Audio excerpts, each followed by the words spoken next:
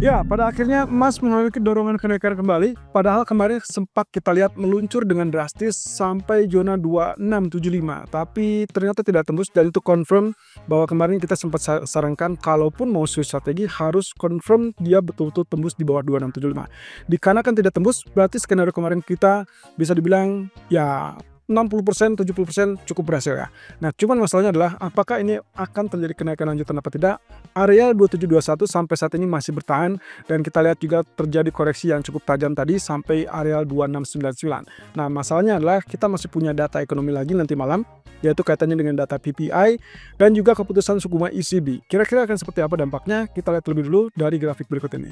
Oke, teman-teman, ini adalah grafik US dollar persis dengan area ataupun ya tanda yang saya coba untuk berikan bahwa kemarin kita masih tetap melihat jalur kenaikan dan itu masih dalam jalur wave kelima. Kita asumsikan wave kelima bisa naik lebih tinggi daripada 108.02 walaupun bisa saja naiknya cuma sedikit ya. Tapi pada dasarnya yang paling penting adalah apakah kenaikan tersebut akan ditunjang ataupun dipicu oleh data-data ekonomi atau juga dengan FOMC minggu depan. Nah, ini berarti berjenjang ya. Kalaupun misalkan fail, saya berharap nantinya ketemu rejection di area wave 3 ini kurang lebih di area 108. Nah, cuman masalahnya untuk mendapatkan hal tersebut berarti mau tidak mau sampai minggu depan pun kita harus mencegah ataupun mengamati area yang disebutkan tadi. Nah, sebaliknya bisa saja kalau ternyata dia terhenti langsung dan lebih cepat bahkan langsung turun seperti itu. Nah, artinya dalam 1 minggu ke depan saya rasa ini akan sangat bisa dibilang berisiko ya, antara risiko penurunan atau risikonya kenaikan lebih dulu. Nah, apapun itu sebetulnya balik lagi kondisi dari sentimen market sampai saat ini yang terbentuk adalah ekspektasi penurunan suku bunga, sehingga kemungkinan harusnya kita melihat weak dollar ya, apalagi bulan Desember yang biasanya dikenal dengan weak dollar. Nah, saya jadi teringat dengan status di grafik 4, berarti head and shoulder sudah gagal. Falling wedge ya, falling wedge sudah confirm dia tembus resisten, support ataupun ya koreksi kelihatannya juga tidak terlalu tajam. Kemarin berarti koreksinya cuma sampai sini. Lalu kemudian yang sekarang kita lihat adalah kenaikan. Atau bisa saja teman-teman yang terjadi adalah begini. Nah, ini yang akan kita coba lihat sampai beberapa hari ke depan ya. Hari ini dan besok terutama, apakah ini akan terjadi apa tidak. Yang jelas polanya sangat mendukung untuk wave kelima ke atas tadi.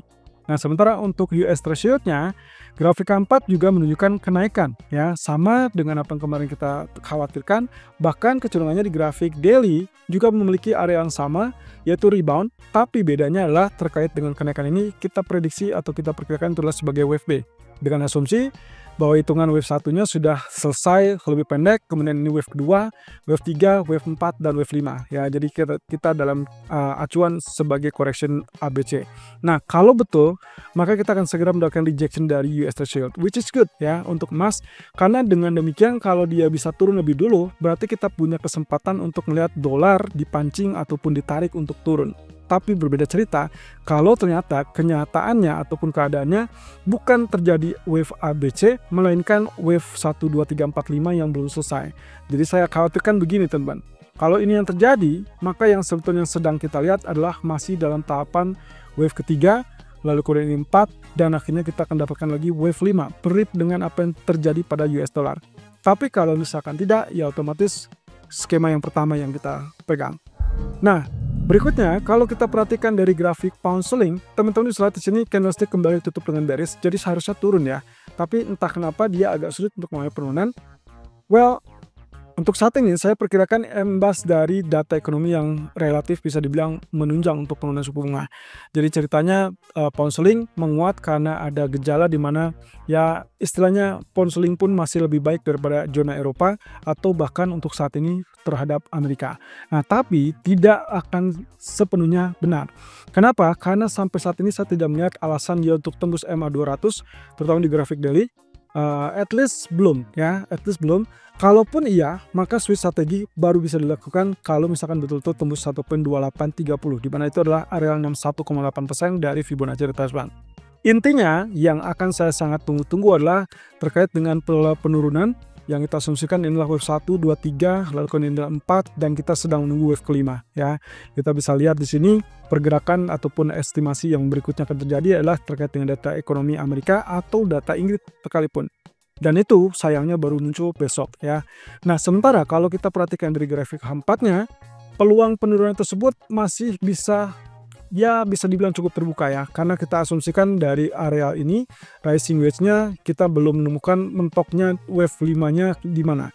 Ya, untuk saat ini kita asumsikan seperti ini.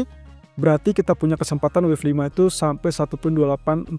Makanya tadi saya bilang 1.2830 kalaupun tembus boleh switch strategi, tapi ternyata di grafik H4 ini diasumsikan sebagai bagian dari wave 5. Artinya kalaupun misalkan dia naik seperti ini, maka terakhirnya dia akan turun kembali dan mulai tembus zona support dan diharapkan lanjutkan penurunan ke 1.26an. Nah, tapi untuk saat ini strategi sell saya tunggu sampai area 1.2780 ataupun 1.2800. Dengan catatan tadi ya, kalau misalkan Anda mau switch strategi, sebaiknya pastikan dia betul-betul tembus di atas 1.2840. Dan itu saya rasa yang paling mujarab untuk saat ini. Sementara untuk crude oil sendiri, ya oke, berarti dia sudah tembus di level 70, tapi PR utamanya adalah 71.50 ataupun bahkan level 72.60. Jadi dua level resisten ini yang akan sangat mengganggu ke depannya teman-teman. Ini pun dengan catatan teman-teman, saat ini kita tidak lihat dia sedang melakukan penembusan, melainkan dia masih trial dan apapun bisa terjadi, termasuk salah satunya adalah rejection. Kalau kita asumsikan ini adalah double top, maka dia akan terjadi penurunan terlebih dulu.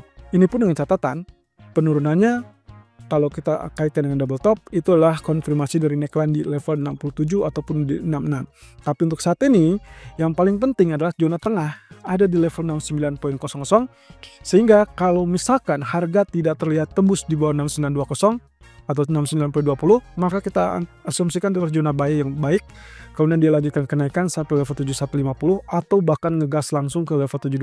Nah, cuman catatannya teman-teman, saya agak ragu kalau misalkan dia bisa langsung ke level ini, kecuali ada kabar positif dari China yang menurut saya kemungkinan baru akan diketahui besok atau selambat-lambatnya nanti sore ataupun nanti malam ya. Jadi selama tidak ada kabar positif dari China, ini kemungkinan masih menggantung dan itu akan berdampak fatal. Kenapa? Karena bisa saja fail, kemudian market kecewa oleh China dan akhirnya dia kembali turun, dan itu berarti menandakan level 72 ataupun level 71 cenderung masih terlalu kuat untuk crude oil tembus. Nah, oleh karena itu hati-hati, kalaupun saya masih buy dengan asumsi tadi bahwa dia tidak turun di bawah 6900, tapi kalau dia turun di bawah 6900, saya akan switch strategi begitu dia tembus di bawah 6850. Ya, ini untuk memake sure ataupun memastikan bahwa hal tersebut adalah betul-betul confirm tembus, bukan kamuflase ataupun false breakout. Nah, ini kaitannya dengan tingkat permintaan juga dan kemungkinan efek akhir tahun. Kemudian untuk gold sendiri, seperti yang terlihat di grafik H1, kali ini saya memindahkan Fibonacci retracement yang tadinya kita ambil dari titik yang bawah ini, ya kurang lebih 2630-an, sampai ke puncak kemarin 2704, yang kali ini kita ambil lebih tinggi lagi, ya arealnya kurang lebih di sini teman-teman. Ya, saya ambil dari titik yang bawah 2660 sampai ke tertinggi 2704. Kemudian Fibonacci expansion ya saya ambil saja dari titik yang sama, kemudian swing low terakhirnya adalah di sisi yang ini. Dan yang kita dapatkan kurang lebih penurunan tadi ya, kurang lebih yang tadi pagi itu berada di zona ini teman-teman. Ya, jadi ini masih tetap normal, correction, lalu kemudian dia kembali naik dan diharapkan tembus kembali di atas Fibonacci expansion 100%. Kalau misalkan tadinya kita sempat menantikan atau menginginkan ada areal penurunan di 2693 ataupun 2690-an. Tapi kalau tidak terjadi, maka pastikan dia betul tembus di atas 2718 kembali atau 2726. Kalau itu terjadi, Anda boleh hold ataupun pertahankan buy atau follow buy dengan petua ataupun peluang pencapaian kembali adalah 2745. Itulah yang paling mumpuni untuk saat ini. Nah, tapi juga jangan lupakan ya, kalau sampai Anda ingin melakukan switch strategi, pastikan betul-betul dia tembus di bawah garis trendline ini, dan itu berarti di bawah 2693. Tapi untuk saya, yang paling memungkinkan adalah sangat kuat untuk bearish kalau betul-betul dia sudah tembus 2677. Jadi selama tidak terjadi penembusan di bawah 2677 atau minimum 2675 kayak kemarin, maka kita asumsikan penurunan apapun itu, itulah kesempatan untuk kembali rebound ataupun kembali lakukan buy. Nah, sementara untuk data PPI nanti malam, kalau misalkan datanya tidak terlalu sensitif ataupun tidak terlalu besar dampak ataupun selisih ekspektasi terhadap aktual, maka kemungkinan yang terjadi kemarin yaitu kaitannya dengan pergerakan emas, itu akan terjadi seperti ini. Jadi artinya penurunan akan relatif terbatas, lalu kemudian dia bangkit kembali dan berhasil untuk menapaki resisten berikutnya. Ini diperkuat oleh grafik daily yang ternyata kalau kita perhatikan saat ini berada di pertahanan 2721, sehingga kalau misalkan tembus berarti 2749 lah sebagai targetnya. Di grafik 4 pun kita sudah gambarkan kurang lebih seperti ini, dan ini pertahanan yang cukup efektif untuk saat ini. Sehingga kalaupun misalkan terjadi penurunan, saya tidak terlalu kaget kalau misalkan dia sampai 2677. Makanya tadi saya bilang, kalaupun misalkan sampai 2677, selama dia nggak turun dan confirm turun alias di bawah 2670-an, berarti kita anggap ini masih tetap our area buy. Dan potensi untuk selanjutnya adalah ke 2780-an secara berjenjang. Nah ini kemungkinan baru akan kita dapatkan minggu depan. Sehingga untuk malam ini saya cuma berharap bahwa kenaikan akan lebih tinggi dari 2721 dan mungkin saja penutupan akan mencapai 2730-an.